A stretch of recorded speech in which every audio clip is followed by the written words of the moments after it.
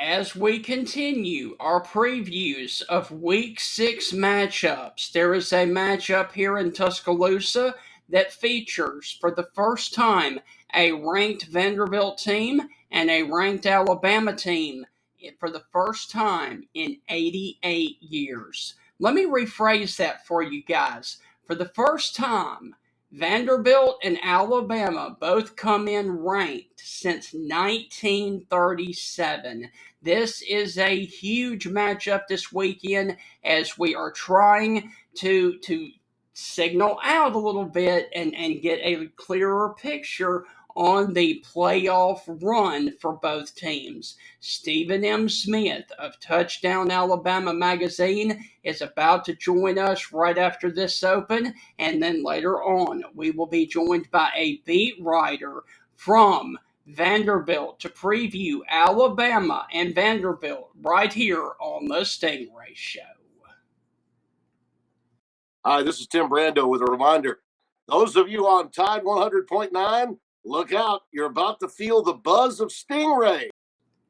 And with that, I want to welcome you inside the Wednesday evening edition of the Stingray Show. There is a huge matchup that College Game Day is going to be a part of this weekend right here in Tuscaloosa. And hey, for the Vanderbilt Commodores, it is the first time that they have been a part of College Game Day since way back in 2008. And hey, for Alabama, this seems like deja vu all over again. If you will remember, back in 2024, last season, Alabama had a huge win over Georgia, went on the road to Nashville to take on Diego Pavia and Vanderbilt and got embarrassed. This year, they're coming off of a huge win against Georgia, and then here comes Diego Pavia, Clark Lee, and Vanderbilt once again.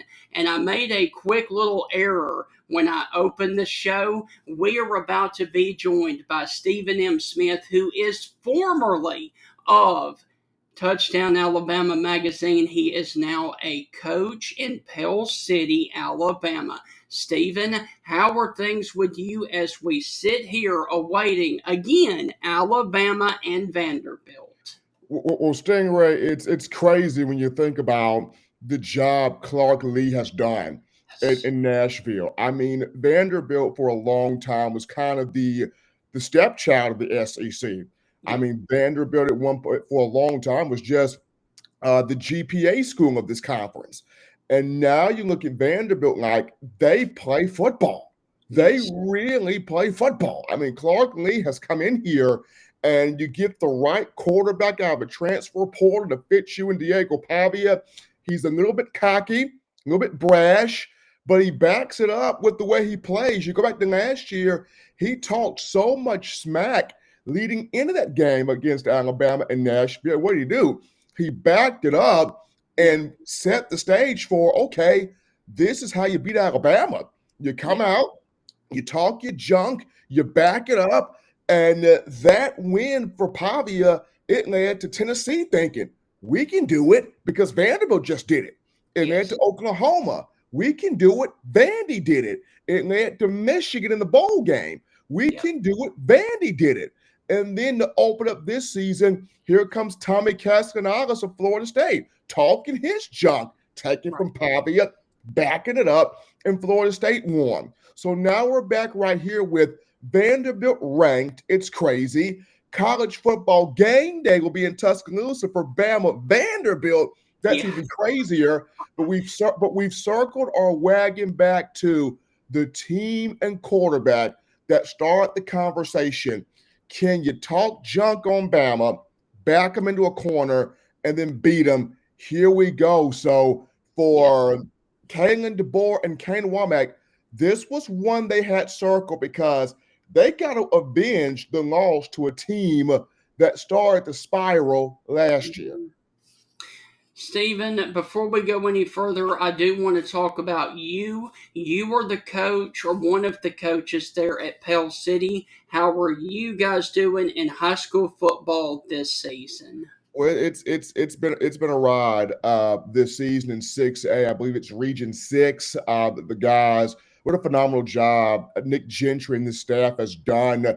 You talk about Rush Probst, who was a part of this program 2023. 2024 was Coach G's first year off the interim year where Pale City went 5-5.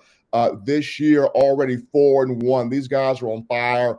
The city has a lot of buzz around it right now. People are really excited about this. Is not the same Pale City football program, and you can tell because Coach G, coming under Nick Saban as a player, learned a lot from Coach Saban, and even as a coach, Gentry learned a lot from guys like Bill Clark as he was on that UAB staff for a while there. So when you look at Pale City, I mean, 4-1 right now, 2-1 in the region. A big win over Coach Probst at Coosa Christian early in the year. Big win over Pelham High School. Big win over a top 10 Mountain Brook program where we saw our defense force 5 turnovers. Got the win 10-3. Beat Huffman High School 49-7, coming off of a bye week. So this week they take on Oxford for homecoming. Crazy. 7A Oxford comes to the Pete Rich Stadium to play Pale City. You beat Oxford, the whole city's about to jump up and down because they know, hey, we're right there in the playoff wheelhouse at this point. You take down Oxford at home. So there is so much buzz. There's a lot of excitement. We've got a bunch of kids here that they know this game really puts you on the map when you look at college offers coming in, when you look at major college football offers coming in. So really excited right now for this weekend. Stephen, congratulations on that front. Man, I mean, this has been fun. I mean, this has been fun for these kids. It's been fun for the staff, but most importantly, Stingray, it's been fun for these fans because Pale City, it's been a long time since they've won something significant.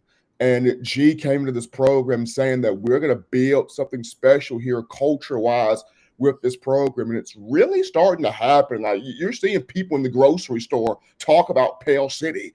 You're seeing people in barbershops talk about this football team. You're seeing people just out and about in the city. Like, they are really behind what's going on here with this football team. So it's only a matter of time to where the donators, they start putting the money with it, right? They start giving money, giving funds to this program because, as we all know, people like being associated with a winner.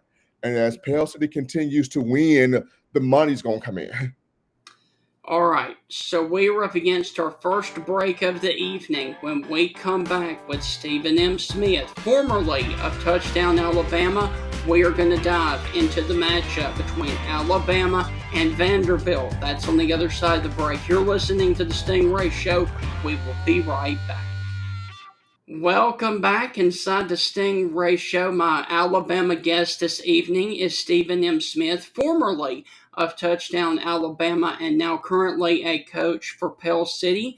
And Stephen, even though Alabama did beat Georgia for another time for 10 out of the last 11 years on Saturday, if you would, what are some concerns that you still have about this Alabama team with Vanderbilt looming? I feel like this. Is there potentially another letdown? Is a concern because you go back, like you mentioned, Stingray last year. You have Georgia at Bryant-Denny. You come out the gate swinging. Jalen Milrose on fire, throwing and running. I think you take a 28-0 lead in the halftime, something like that, 27 lead in the halftime. You come out in the second half, you know Kirby Smart's going to fight, and they fight. They come back to eventually take the lead on you before, Milroe hits the miraculous pass there to Ryan Williams for a touchdown, and you end up, winning the game, pulling it out late there at the end to beat Georgia. But then the very next week, after you celebrate a win over Georgia, after King and DeBoer feels like he's the toast of the town, after DeBoer feels like he's on top of the world, getting the first win over Kirby Smart, what happens the next week? You go to Nashville and you get beat.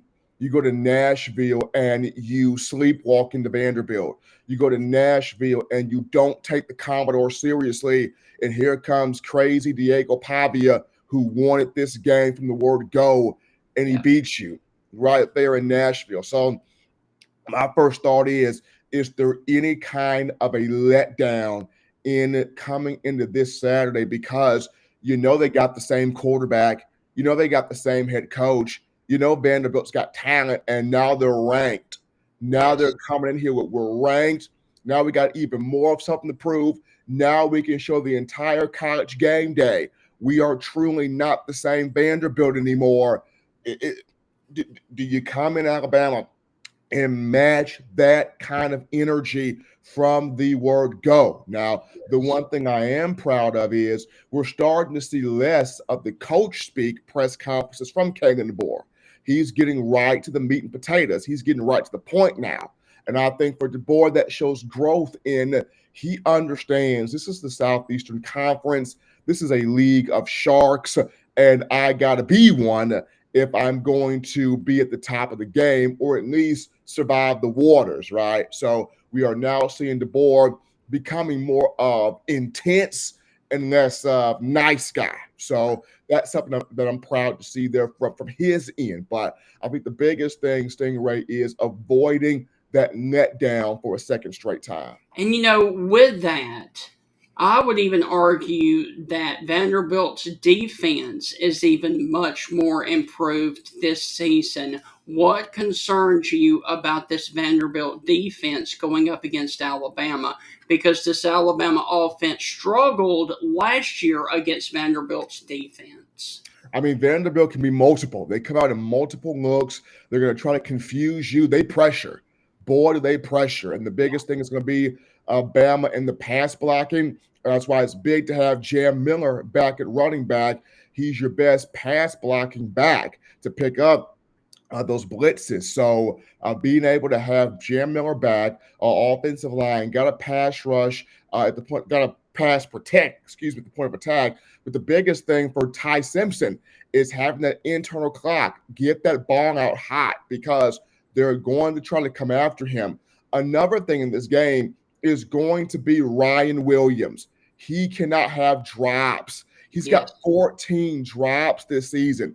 That's uncharacteristic of a young man with the nickname Hollywood. You've got to catch the football. And a lot of these drops, Stingray, are Ty Simpson's putting the ball right on his hands, and he's just dropping them. Yeah. And DBs are not near him. He's dropping the football. You cannot have that if you want your name in the same conversations with the Jeremiah Smiths of Ohio State, among others, these elite receivers. You've got to catch the football. I mean, Jeremy Bernard is having a strong year so far. Isaiah Horton is showing you that he was the right transition acquisition from the portal in Miami. We're even seeing Latzia Brooks, the freshman, make some plays. Ryan Williams, you were the phenom out of high school. You were the big get to come to Alabama. You had a good freshman year. You've got to build off this by continuing that success. And a lot of that is you have got to catch the football.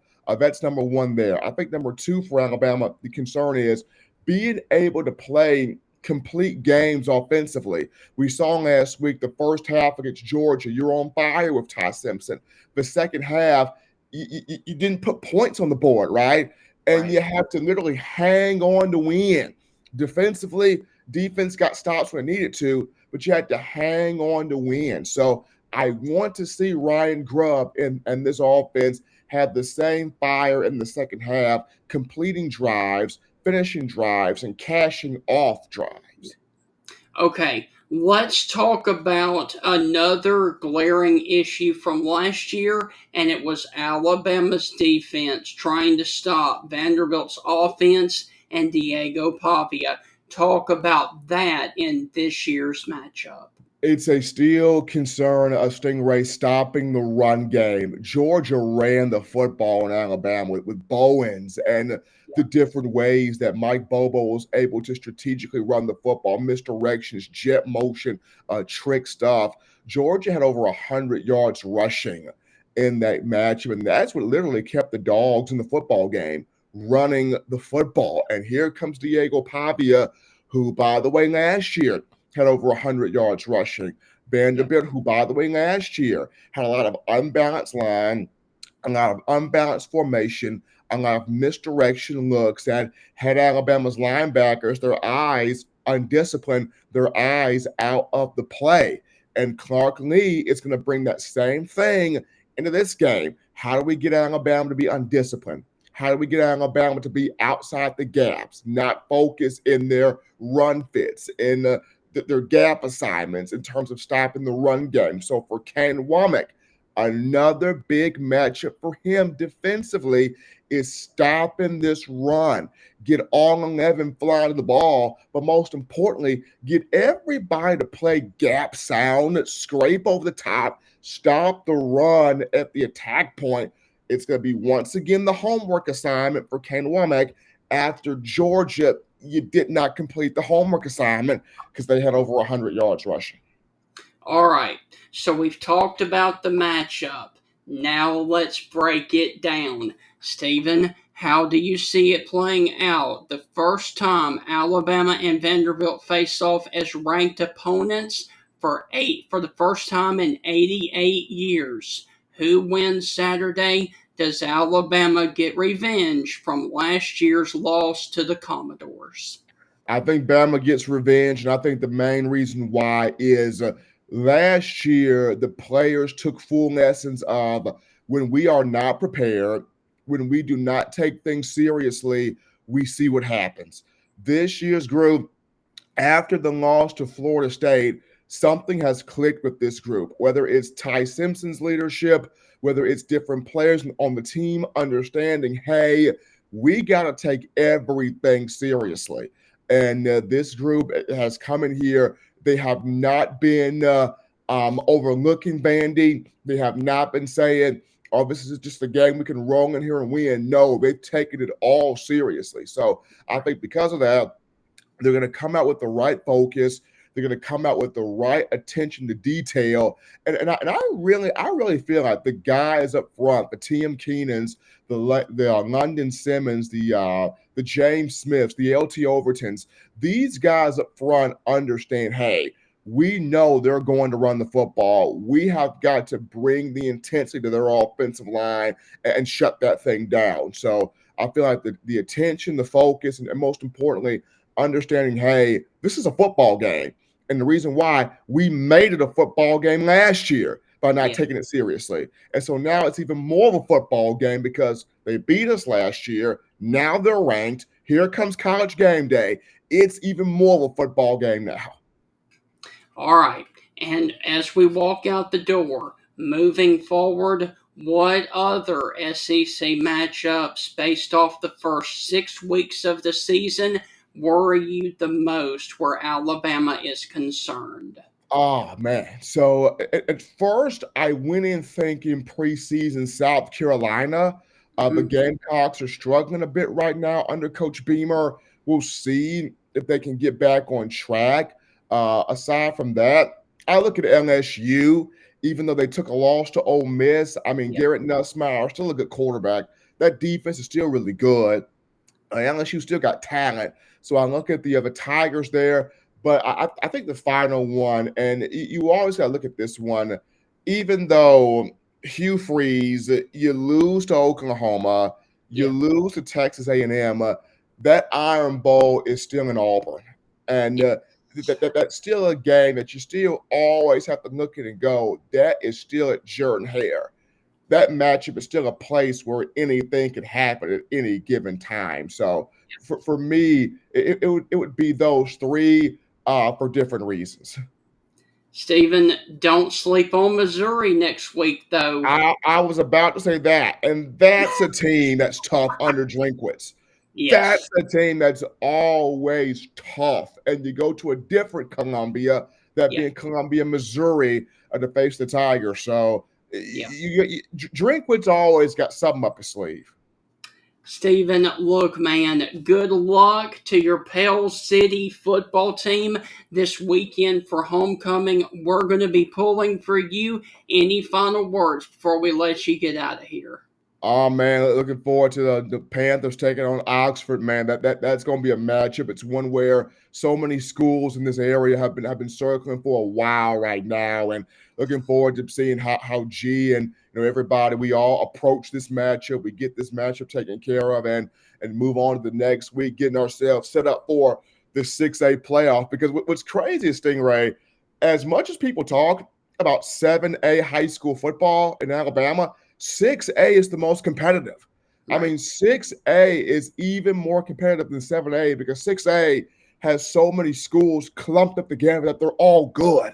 7A, it's literally Thompson High School and everybody else. Yeah. 6A, anybody can take 6A. I know Mhm. Clay Chalkville is great, and we took our loss to Clay Chalkville, which we had Clay, but we had the ball 6 times in the red zone, just couldn't score.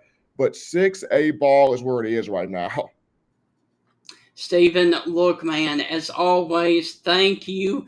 Go and enjoy covering Alabama Vanderbilt and enjoy your high school football game there on Friday. We will catch up with you later on. Appreciate it, Stingray. Thank you, man. All right, thank you. All right, so guys, that is going to wrap up Stephen M. Smith. I really do want to thank him for joining me. He is always a very class act, and I have known him for quite a while. And, I really hate that he is no longer on the beat there at Touchdown Alabama Magazine, but I am really glad that he got into coaching, and he looks like he is enjoying doing that. When we come back on the other side of this break, I'm going to be joined by a beat writer from Vanderbilt Sports Illustrated to discuss this game from the Commodore side. That's on the other side of the break. You're listening to the Stingray Show. The continuation of the Alabama and Vanderbilt preview show will continue right after this.